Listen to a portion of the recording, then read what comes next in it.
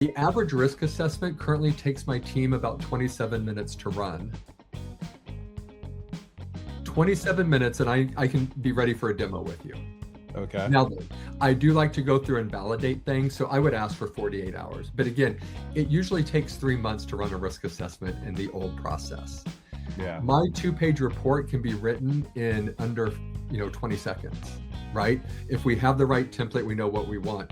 Welcome to the Environmental Transformation Podcast, where we bring you interviews with industry leaders, climate champions, sustainability practitioners, EHS and hazmat professionals making an impact in their businesses today. Each leader solving complex challenges and delivering solutions within their areas of expertise. I'm your host, Sean Grady, and thanks for joining us today. Before we jump in, make sure to follow us on your devices and visit my website at www.seankgrady.com and sign up for our newsletter and email announcements. Now let's get started.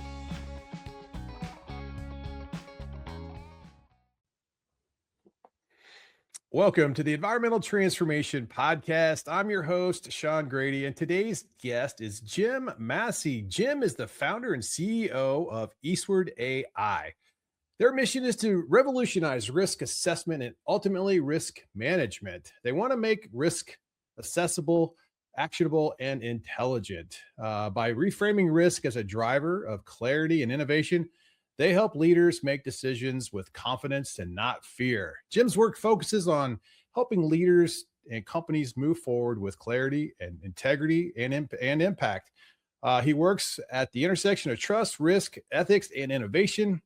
Through Eastward and his advisory roles, he helps executives build strategic models that connect enterprise risk, ESG, culture, and performance. The goal is simple. Turn insight into action and action into outcomes that matter. Jim's a 2-time best-selling author with Trust in Action and Risk in Action, reaching that status on Amazon.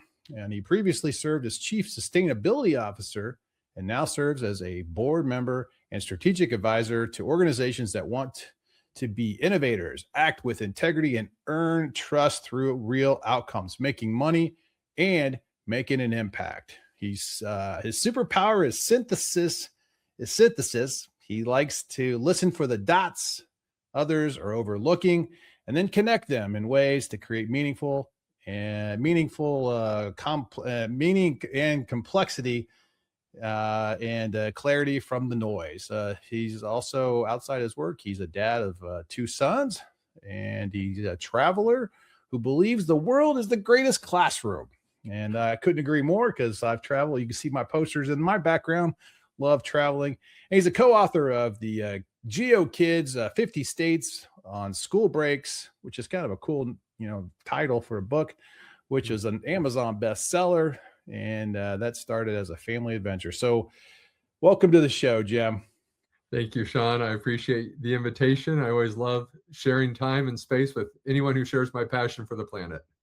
Yeah. I mean, that's everybody that comes on the show. We talk about this a lot too. It's like, we're all on mission. We all have a common bond because we're all on mission to do something positive for the environment.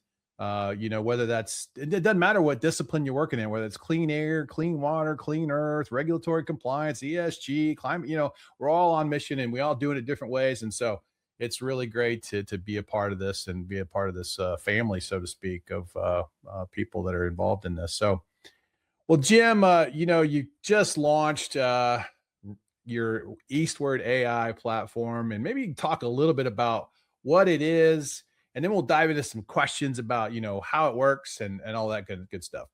Yep. So, the easiest way to describe it is I sat in major global organizations for more than 2 decades. And every time I was asked to run risk. And then I was asked to run this type of risk and this type of risk. And we just kept doing this siloed work. And I kept paying different agencies all this money. And at the end of the day, I just kept finding out all the problems, but I'd already spent my lean budget to find out the issue, and I had no budget for the solution. And I just, it's such a broken process. And so I thought there's got to be a better way. And after sitting there and doing this, and then I started to advise with companies, And then the whole era of artificial intelligence came in, and I figured it out. I cracked that nut. So Eastward AI simplifies what risk is. You'll hear terms like due diligence of third parties, or materiality for sustainability, or ERM, or financial risks, or environmental health and safety. It's all risk. And so no matter how you look at it, and then the other issue is we have a wrong definition of risk. And that's why I actually wrote my most recent book, Risk in Action. We all think risk is something negative, and risk is simply a gap between where you are and where you need to be, and whether you choose to take the journey to get where it is you're supposed to be. That's And a so, good analogy. right? Thank you. And just redefining that, I Yeah. realized I needed a tool that could scale. Yeah. It is. It's a simple gap. And then what we assign to it is, we're going to get into this conversation later. You either look at it through my first book, Trust in Action, or, a concept I started to introduce, or you look at it through fear. And Yeah. how you address that gap is going to determine the outcome. And so I built a system that is human driven, but fueled by artificial intelligence to allow us to do what we do best, which is make critical decisions. I call it Eastward AI because it's a new day for risk. And I want everyone looking to the future instead of looking backwards, because that day is gone. That's good. I love it. That's good. So you created this new software platform, and people can log in and kind of set up their business and their profile and stuff. So let's talk a little bit about. I've kind of got the interview broken into 4 segments, so we can kind of break this down a little bit. We've got the disruption and the mechanics of actually, setting up and using the actual application, so to speak. So Jim, let's start out with the core philosophy. You talk about this great phrase of reality is the new risk assessment, right? And for a business leader listening right now who is drowning in static Excel sheets, or what does day one actually look like on Eastward? How does a company build its digital business persona in that system without making it super painful or taking a long time to get onboarded? So this is the beautiful part, Sean. When I meet with leaders, I show them what their risk assessment is. And everyone tells me, you don't know our internal context. No, you don't know how much you've put out into the universe. The persona is already there. So there is not one demo I've done where an executive said I was off. Wow. So Someone there's say not that. a lot of heavy lifting to get set up, because it's you type in some basic information about the company, and AI is pulling all of its risk information from the web that's out there on it, right? It's a little bit of that, but it's also what I find often, Sean, is I'm having a real robust conversation about what artificial intelligence is, right? We all think it's the World Wide Web. We all think it, some people are getting to like a large language model. And so many leaders, when I'm talking, I'm like, well, I can do this on Copilot, because so many companies are Microsoft Office people. Sure. But their enterprise has limited their functionality, because, their IT departments are looking at the gap between where they are and where they need to go fearfully, worried about cybersecurity and all these things that are true risks, but they're limiting their employees' ability to think and use artificial intelligence to make it better.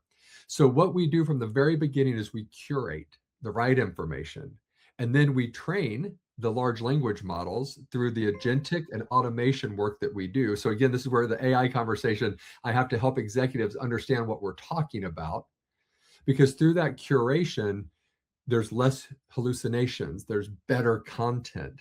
And so I know, having sat in as an executive of multinationals, I know that you got to look at press releases, you got to look at the annual reports, you got to look at the sustainability reports, you got to look at sometimes other stuff that's being 10Ks, you got to get all that stuff, right? Right. And then also from a risk perspective, right? There's so much out there by industry that we can already do. And so what I'm finding when I do a demo, I tell people, anyone who is responsible enough to give me their time, I'm going to respect it. I run the curated risk assessment and bring in a taxonomy that, again, is one of our moats for our artificial intelligence processes and systems, because my partners and I have been at this for, combined more than 75 years, and we're leading thought leaders in this space. So we've taken the global standards, many of which I'll just give you a quick example. ISO, Yeah. many international standard, I forget what the ISO stands for, but it's global standards. They've never added people and planet. And so we took their taxonomy and added other things like CSRD, IFRS, and COSO, and created our own taxonomy rooted in those using artificial intelligence. Mm, So we are curating a better way to be thinking as humans right. by Right. leveraging the tool that, by ourselves to index all of that would have been impossible, but we validated it. We looked to make sure it was there. And then we asked what insights, what overlaps, and that's how we create our taxonomy. So that's just one example of how curation over the last 2 years is making a better impact. So when I show up on day one, I'm like, I walk them through how we curated, including their competitive set and industry set, and they're looking at, and by the way, they've already told this to me in most of their filings, right? Because you have to identify through your Yeah. executive comment Right. who you want. It's all out there, but often corporate affairs doesn't know what the legal team's doing for their SEC filings, or their financial listing filings. We Hmm. pull from the Hong Kong exchange, we pull from the FTSE, which has innovative things. So I'm just going through where there's so much that we've been focused on for the last 2 years. Our library is part of the innovation that we bring every time we do something for a client.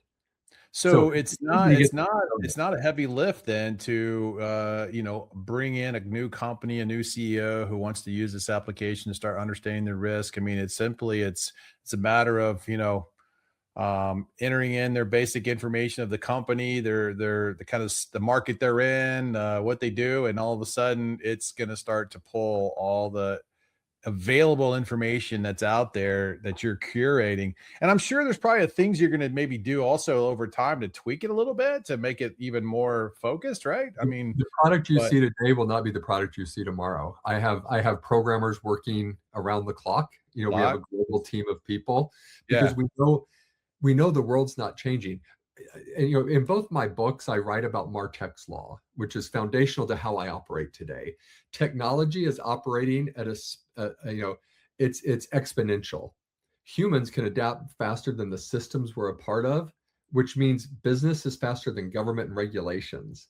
So my team is always thinking about what's next, and so we're already ahead of the organizations we're trying to serve because yeah, they're behind. They've got IT holding them back, saying we need to be in control of this.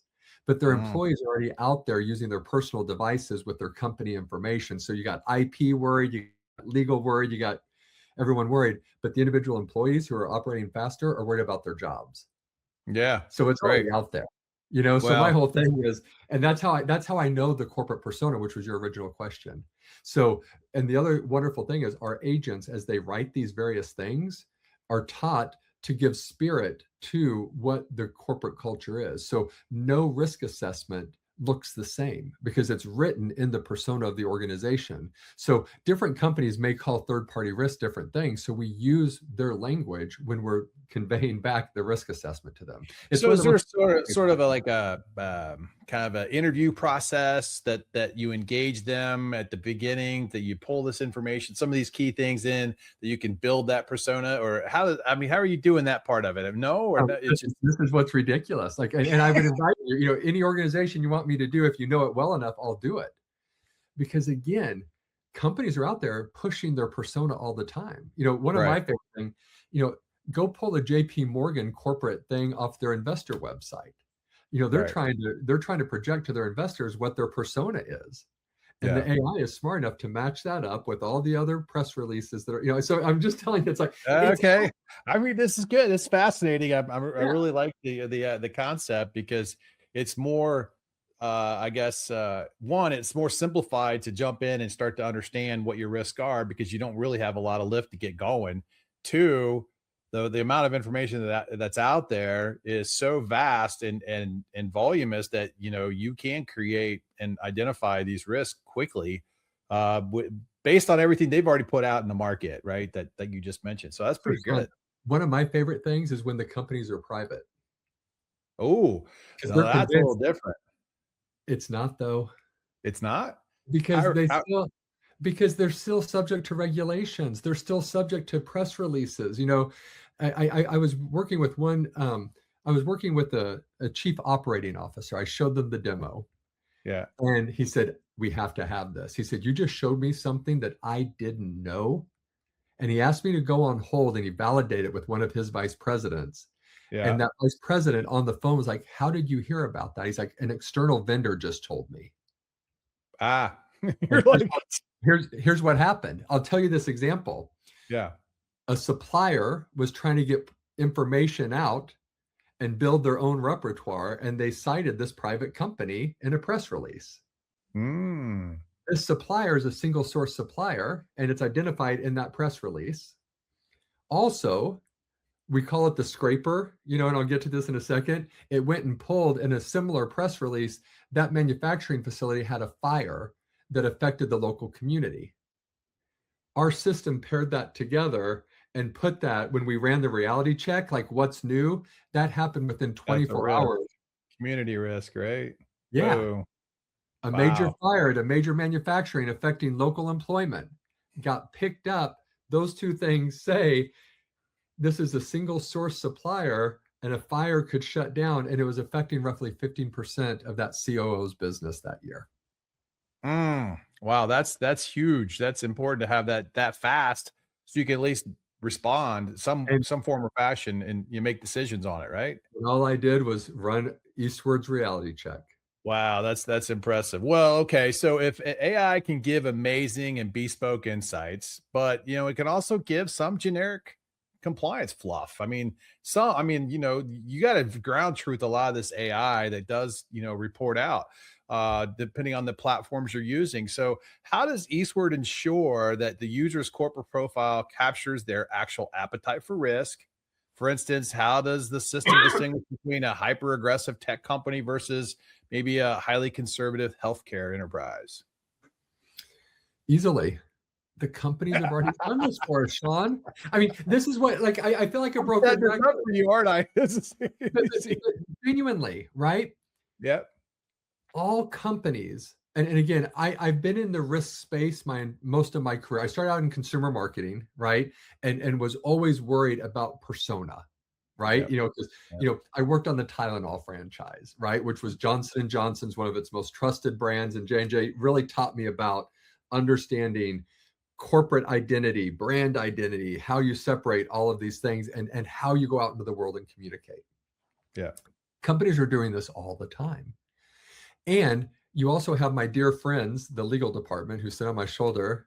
Do you really want to take on that risk? And then even better, you have the SEC in the US, or you have your financial disclosure attorneys around the world who are like, wait a minute, investors can take us on or challenge this, right?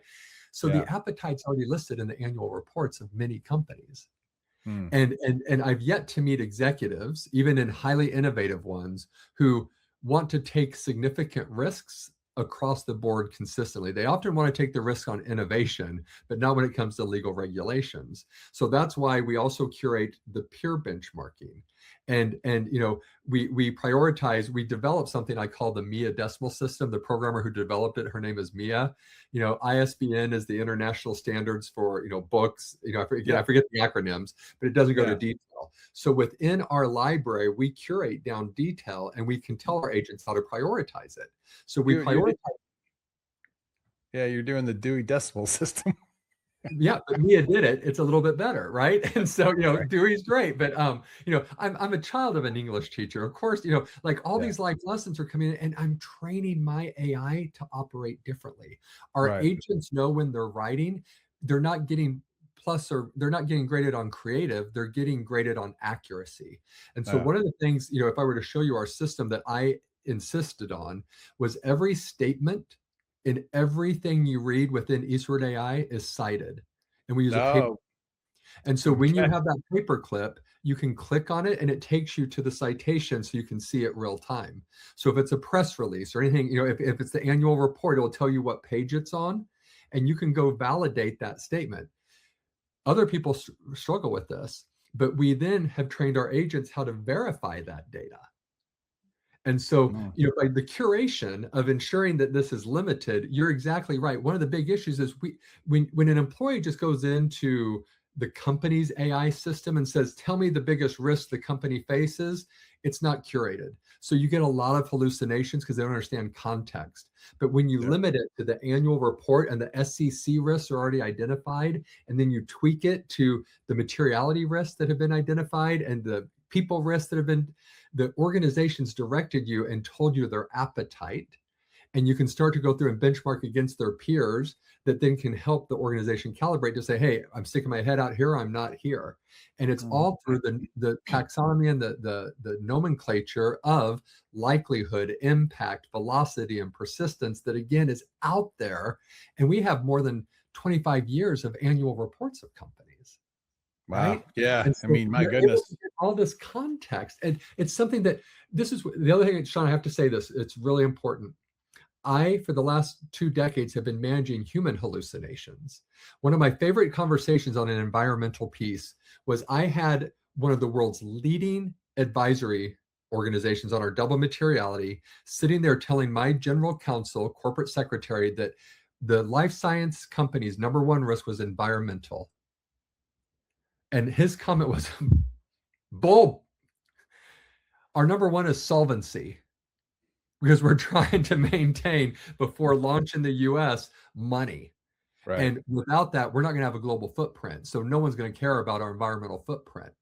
And Right. so that was a hallucination of a human who is an environmentalist who's trying to solve a problem that didn't match or align with the risk appetite of this organization that was just trying to stay alive. Yeah. That was never captured before. So I just want to point out that all of this hallucination talk is BS because it was happening before. We just never caught it or captured it in lessons learned. And now we're able to because AI can capture it, right? But when you curate the right information, you eliminate that and you can make better decisions faster. Well, okay, so this world's moving insanely fast, as we all know. But between like supply chain shocks or regulatory updates and geopolitical shifts, and there's an overwhelming mountain of data. We just been talking about it, but how does your software keep up with the current events and filtering out the daily noise and only flagging events that actually threaten the company's bottom line? So it's why we create a reality check. So the important thing, again, I'm sorry if your listeners and you are frustrated with me, but curation matters, right? Yeah. If I just, take this out of this conversation, when you go to a museum, people think about a piece of art and what's the environment around that representing it. There are people with degrees on the influence of textile on society. Context matters. So when I Yeah. wrote Risk in Action, it's not just facing the risk, but framing it in accordance with what really matters and how it applies to the organization, right? So when we run reality check, what I did is I simplified the process to a risk card. And that risk card is heavily defined by the organization. And so when we go scrape the World Wide Web, and I say that kind of sarcastically, but when we go scrape the world, we tell our agents only to look for it in this context. Because let's take, for example, third party risk. Boy, that's a wide concept. But what if it is third party risk as defined by, I'm going to use pain management in hip and knee in US markets, that is focused on US reimbursement, and all these things, and you define it well. Now the scraper is only looking for context that really matters and it weeds out the white noise. And then That's the other that's piece, that, guiding the AI tool properly with the right, content or right prompts, right? exactly. Right. And within our system, we have agents that operate differently. We have the risk agent, and then we have the business agent because we want that tension that naturally exists to be there. And so, what I asked the team to do is go find job descriptions from companies we respect so that the personas of the agents are competing, right? Well, yeah, I mean, you get the CEO, the CFO, the CTO. I mean, you've got, all the various And the chief people titles. officer, and we have all Right, the yeah. descriptions of what they're supposed to be Sustainability doing. leader. I mean, although those are starting to kind of dwindle, it seems like these days Yeah. lately, but But or again, they're getting rolled up under some other, group. right? But you understand, like, you have to teach it. It's Right, no different right. than a child. And instead of me telling a child to stop asking questions, I'm asking my agents to ask better questions through the Sure, sure. curation and the description, because I've realized the flaws of the old systems that squash that. So Well, all of this that's is good. part of the Eastward AI. And so the other important thing is we someday we'll be able to have this all autonomous, but right now we have humans as the loop. So once we get through all of this and we start running the reality check, we actually will sit and one thing you asked me earlier, like, do we do interviews? Yes, once a client wants to engage with us, we'll do the interviews to validate, and it just strengthens this process because right now it's mostly external, and it's the opposite of the issue with current risk management today. Risk management is highly internal, quarterly focused. You go to a leader and say, hey, what's bugging you? They're going to tell you the topic that's holding them back that quarter. They're not looking at what's really impacting the world or Yeah, vice versa. So by yeah. having those two come together, we really tighten it up much more. But then the other thing I love is when we run the reality check, we prioritize the top 8 topics. And so in Eastward, what will happen is it will tell you if it's a macro regulatory, it tells you kind of what the risk is. It Right. tells you whether it's emerging, the likelihood. And when you click on it, it tells you the citation and explanation, but then it tells you why it's relevant to the organization on this particular risk. So the leader, as the loop driving this, can either mark it or ignore it. And so then remember I told you every sentence has a paperclip? Yeah. Once you run a reality check, a sentence that's updated because the reality check article has a red mark and a check next to it. Because we want to differentiate between what the risk assessment says and what the reality check says. Because my colleague Jerry is one of the partners in this organization, and he's a fraud auditor. He's like, Jim, right now these standards say you must do an annual risk assessment. They've not been updated. So as an auditor, I need to come in and make sure I know what the annual risk assessment was. So that's why we've differentiated between the reality checks. It can be run daily, can be ran whenever a leader wants. And then at the end of the year, when we do a refresh, then those checks will become the paperclip for the next year's risk assessment. But we want to be able to differentiate between the context.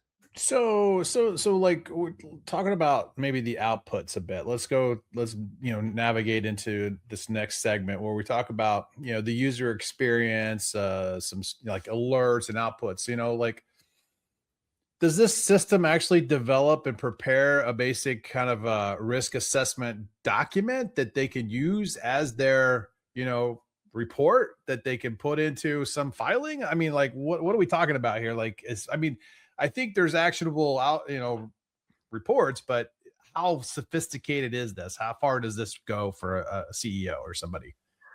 Oh, my friend, it's magical, right? Um, It's because writing the darn report. I can say, yeah, I got it. because again, right? Yeah.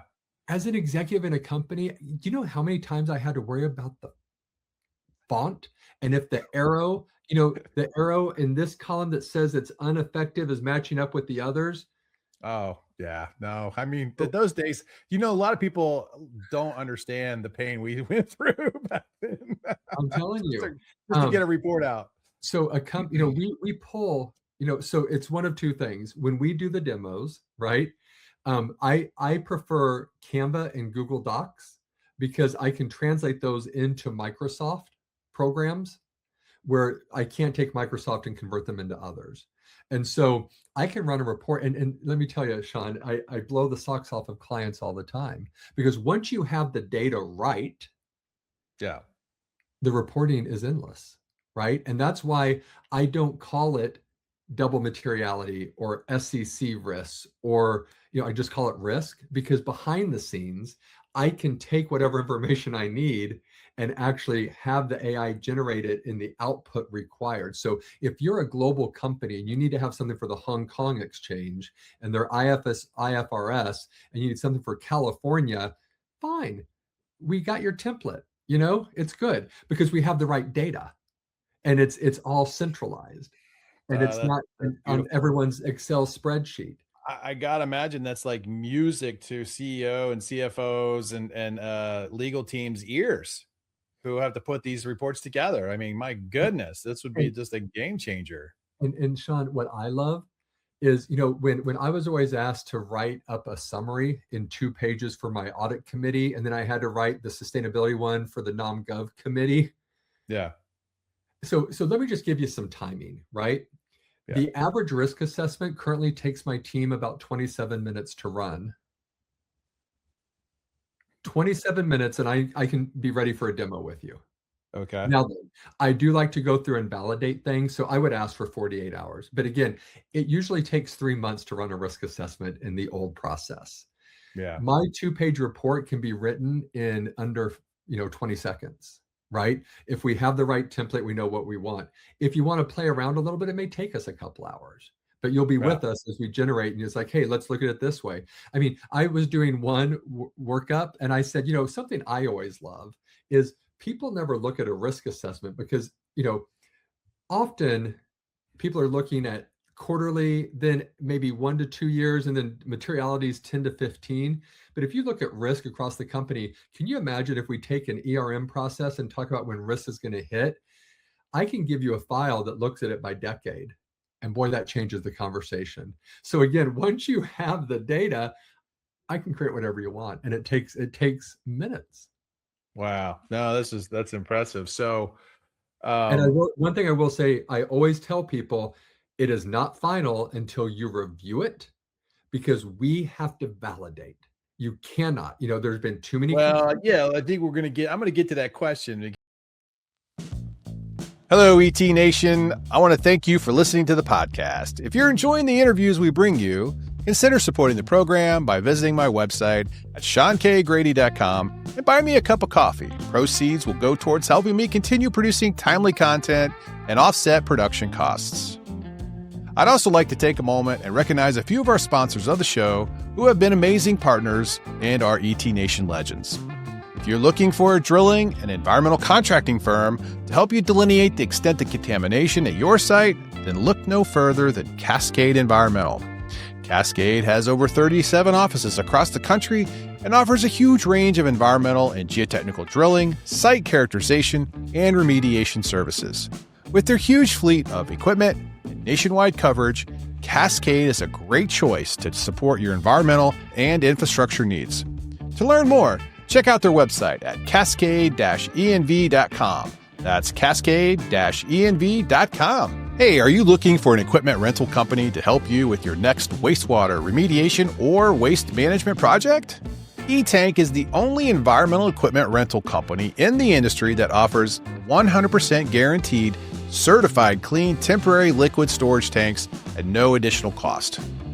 This protocol gives peace of mind for the previous customer by limiting their downstream liability, as well as the future customer by preventing any cross-contamination for all of their rental tanks.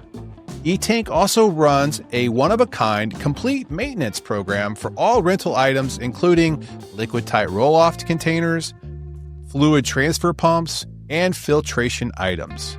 The next time you are presented with an environmental challenge, call E-Tank to come up with the solution for your problem. I want to thank one of our sponsors, WasteLink. WasteLink is the all-in-one software platform transforming how environmental professionals manage waste, connecting generators, service providers, and disposal facilities in a way that is simple, connected, and transparent. Their platform helps streamline everything from waste profiling and routing to inventory management and billing, giving you the tools you need to operate more efficiently and reduce cost. Whether you're a generator looking for better options or a service provider seeking greater efficiency, WasteLink has you covered.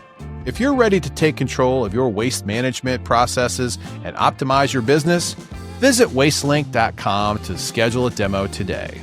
Because you got the 70-30 framework that you talked about, where AI does 70% of the lifting, but 30% of the strategic decision-making is by humans.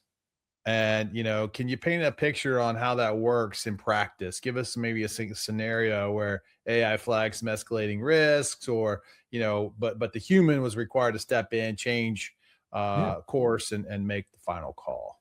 So, I'll start with the first process, document generation, right? I leverage AI to go out, but I've already trained it, right? Like when I do any type of materiality assessment, right? The first thing I do is I ask a company, and this happens all the time, consultants have a list of everything we want. We want the annual report. We want your code of conduct. We want, your environmental policies, your your human rights policies.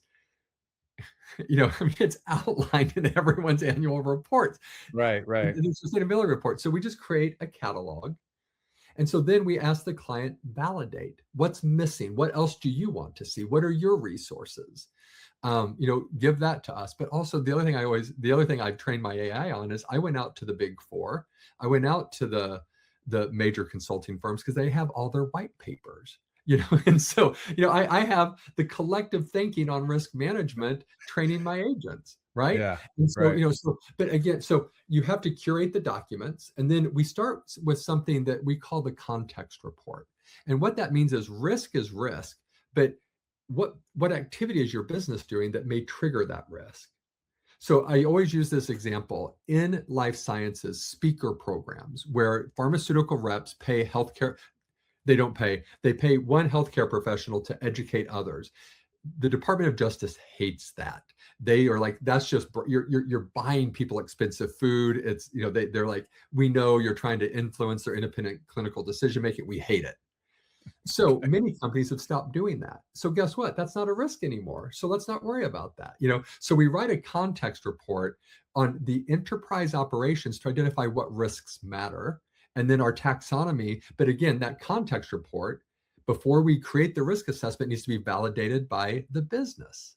So the humans are going in and say, okay, here's what was generated. Here are the paper clips. Yeah, they're Validate. like, "Yeah, we agree with that," or, "No, you're Yep. missing something, and, Okay. hey, you need to check into this." Yep, and then we move in, or is there a missing document? They can upload URLs, whatever they want to do. Then we hit refresh and it starts all over. Once it's validated, then we move into the risk assessment. And then once that's done, we move into the controls. And once the humans validate that, we move into the reporting. And we So will not ever. is this process, Jim, you're kinda walking through right now, is that like a consultative process where you're working with the client, going through those Yes, steps, part of absolutely. this onboarding and this software as a solution, service here? Yeah, absolutely. Yep. Okay, And okay. and again, I built this to help my organization scale, but now we're realizing other organizations are so far behind us, they're wanting to white label this, right? Oh, Because well, they yeah, I have. mean, why wouldn't they? Yeah, Yeah. let me white label that thing, use it for and that there you go, you get license fees day after day. Well, and the important thing is no matter who uses it, whether it's advisors or direct customers, we've changed how we advise. Every time we engage, I have a programmer along with agents and me, or I have a bench of people like me who are risk experts, and that pod is supporting as we move, right? And that's again just completely different. It's a new advisory model that we finally have updated and have operational.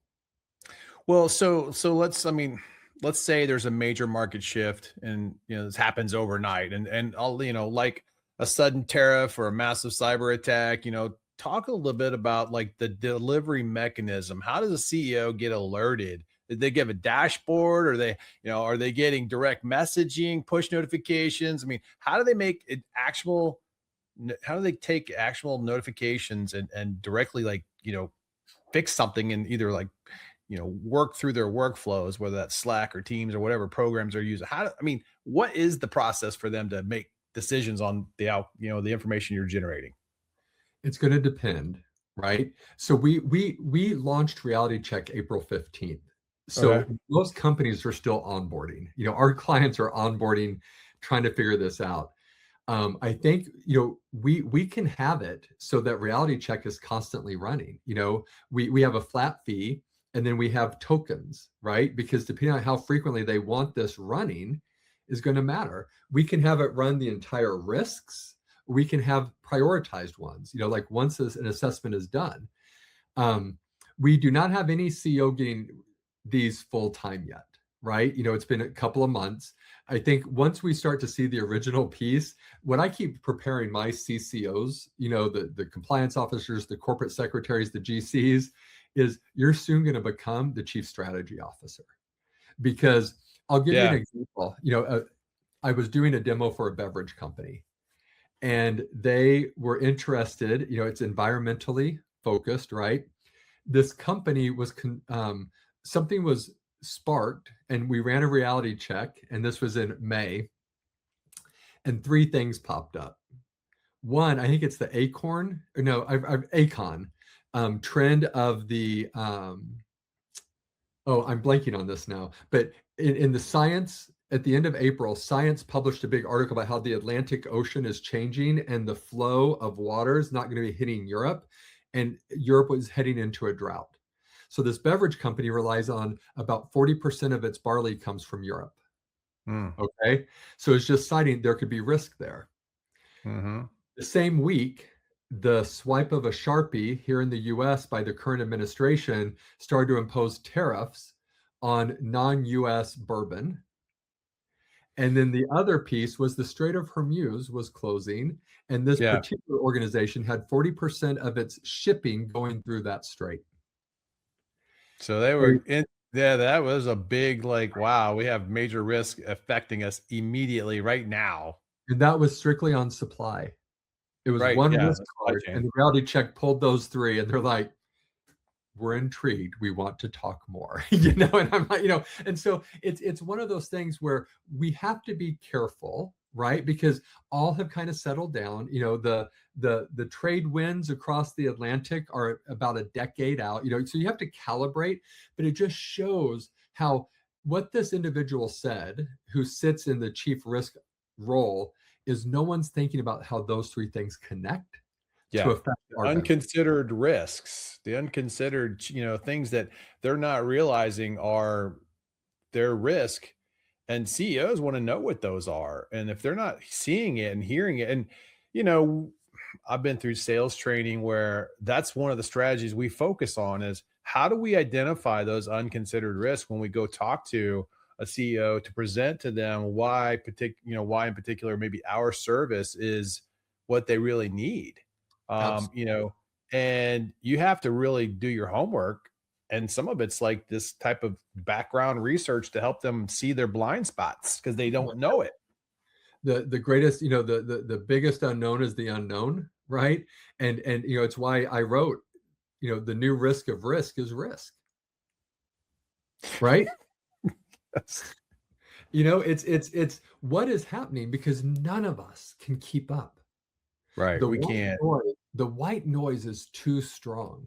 And Right. and Sean, like, I'm not gonna, this is save this for another podcast, but my true passion is not just risk. It's what we do when the white noise, we keep thinking the system is here, Yeah. but actually the most powerful system sits between my fingers right here in my temples. Yeah. Because what am I able to do and what can I control and what can I take action on now? It's why both my books end in action, right? Because at the end of the day, we may think there's nothing we can do, but there's something I, as a leader, can do Yeah. today to start to Absolutely. impact the organization staying moving forward. Absolutely. No, absolutely.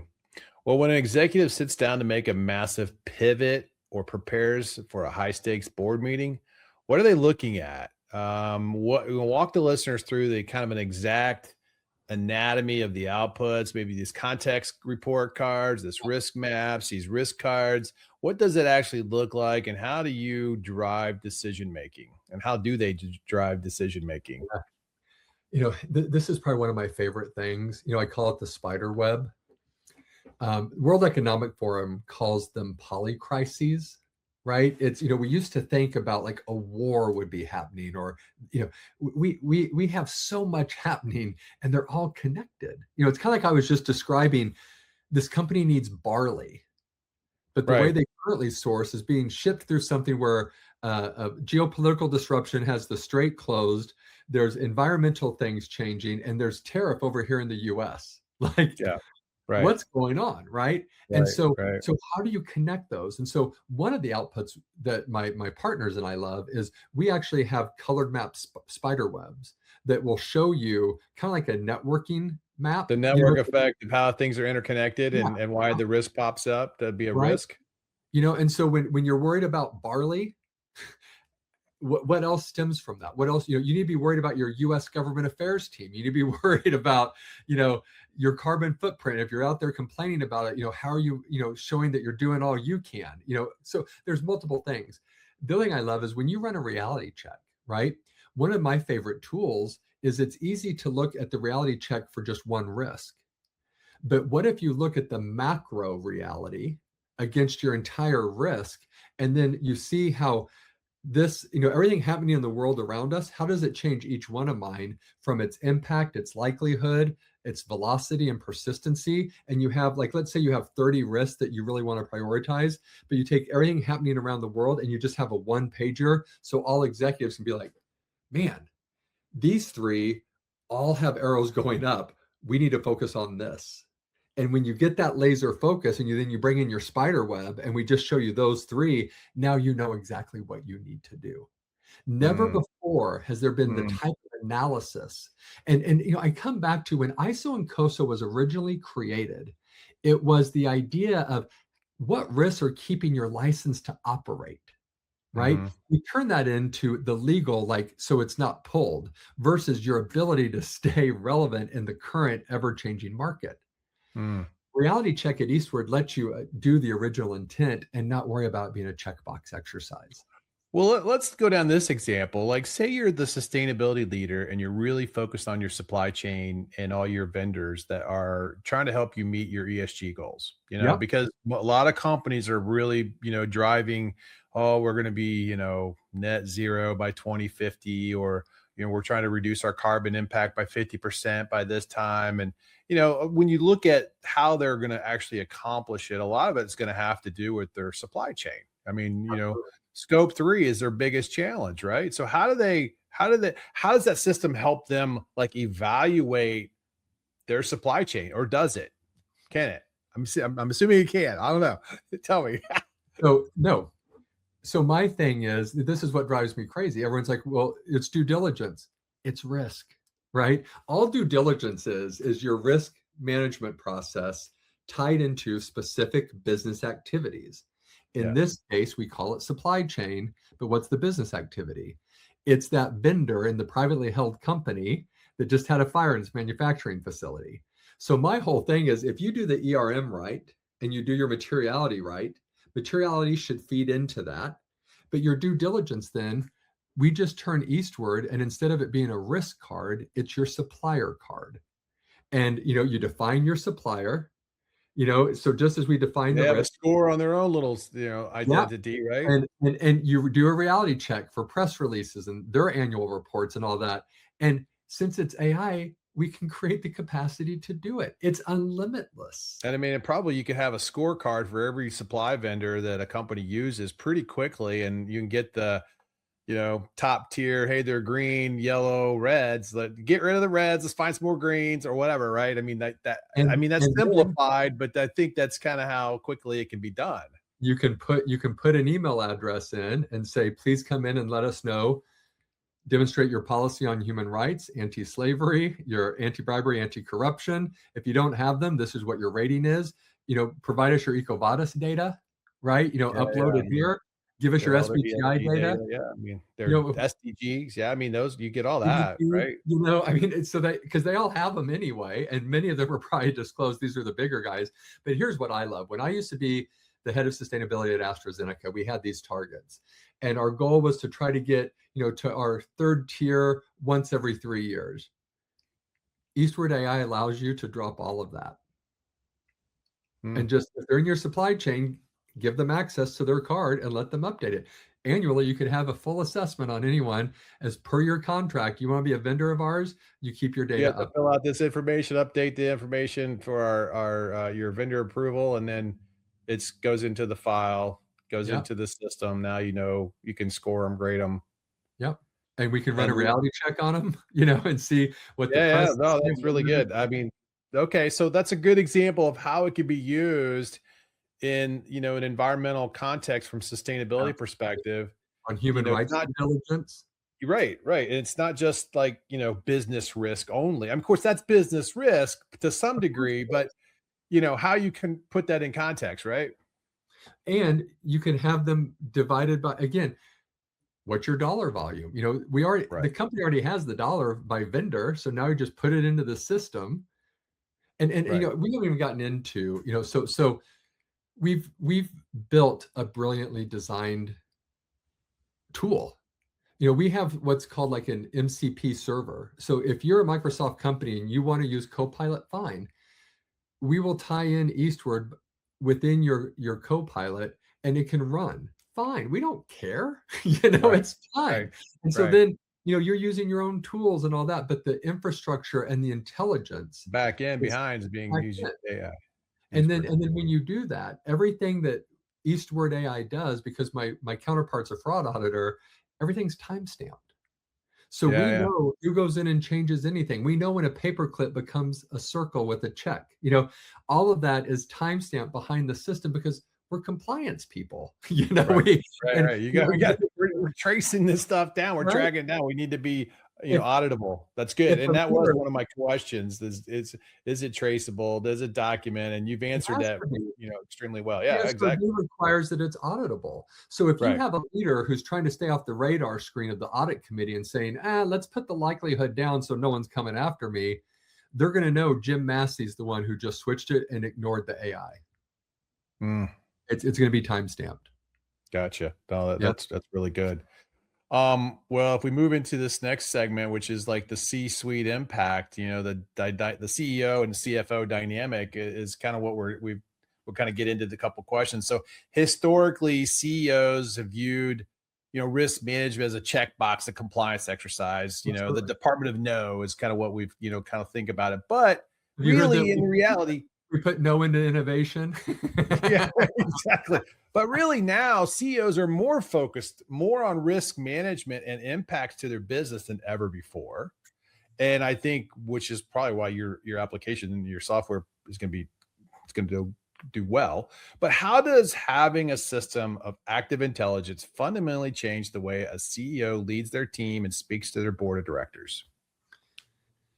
you know, Not to be flippant, but the examples I just gave you Yeah. is this They're going to have all the ammunition they need, right? I mean, risk management is not, am I complying with the laws?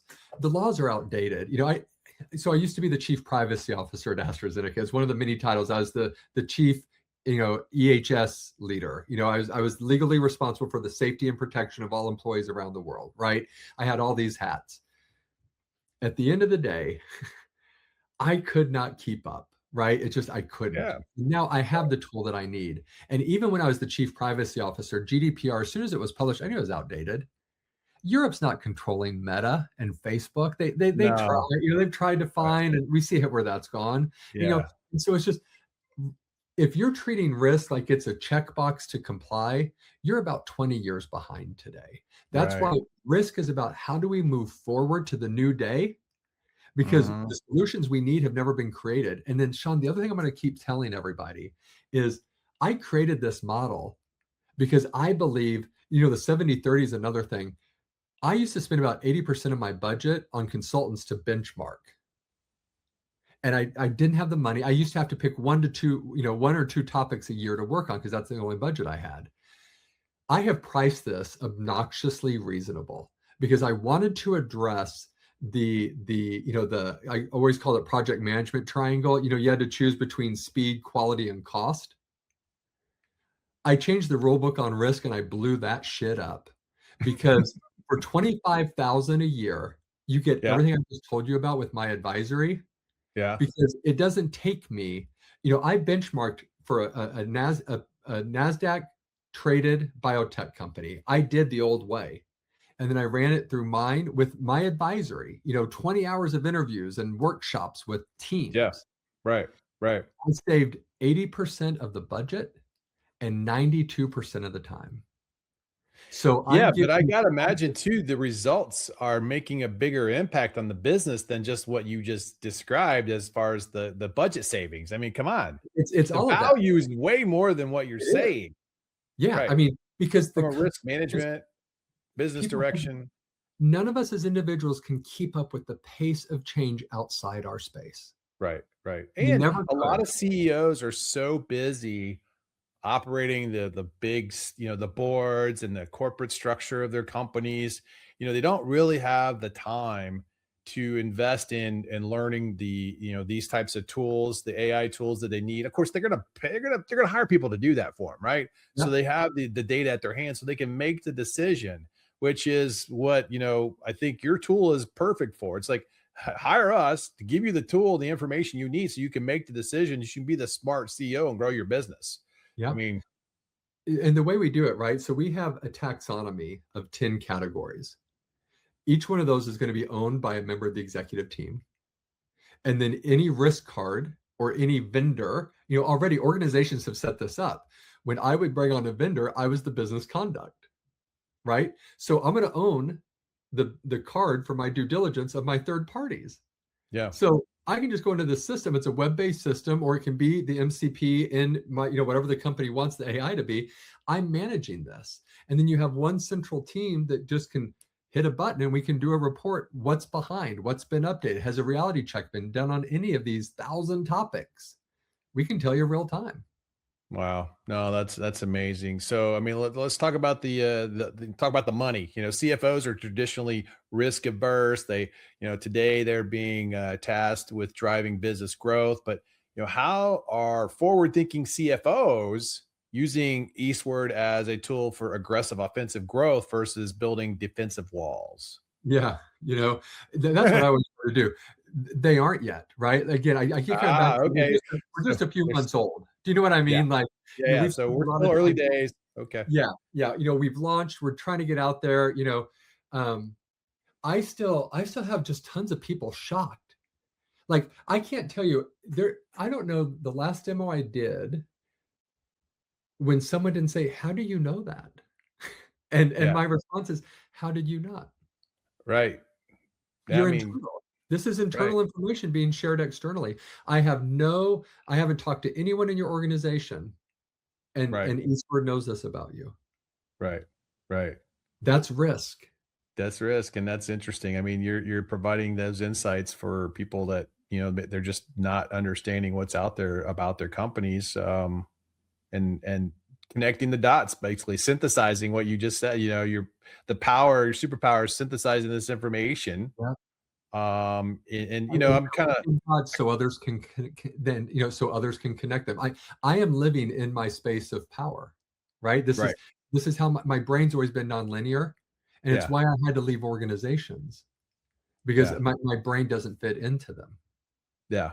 Yeah. No, I mean that's pretty powerful when you think about, how you can operate and bring value to a company, right? Because you sit in a spot that, not a lot of people understand how to harness this information and summarize it and understand what it means and make insights and provide insights on it so people can make decisions. It's a powerful position to be in. I mean, um, you know, so on the flip side of growth and cost control, as companies rapidly adopt AI and cloud networks, they're getting hit with a lot of massive hidden operational liabilities and unpredictable IT bills. How does Eastward help CFOs track and manage these invisible digital costs Yeah. before they show up on balance sheets? Does it So do that, or can it it do does. that? Yeah. When you run a reality check on a risk card, it's costing, a little under $1, right? And so on the page, we actually have the tally for the organization. And then, we're still figuring this out. I think all organizations are. But my plan is to treat it. I live on the East Coast along I-95, and we have Easy Pass. And so every month when it depletes, it just recharges my credit card. So Yeah, I'm trying to price this. When I built this, I built it for me, the chief compliance officer that has no money. It's all on my team, but I'm being told to innovate. So right. that's why I put it at $25,000. It's the average signing authority of a senior manager in a multinational organization.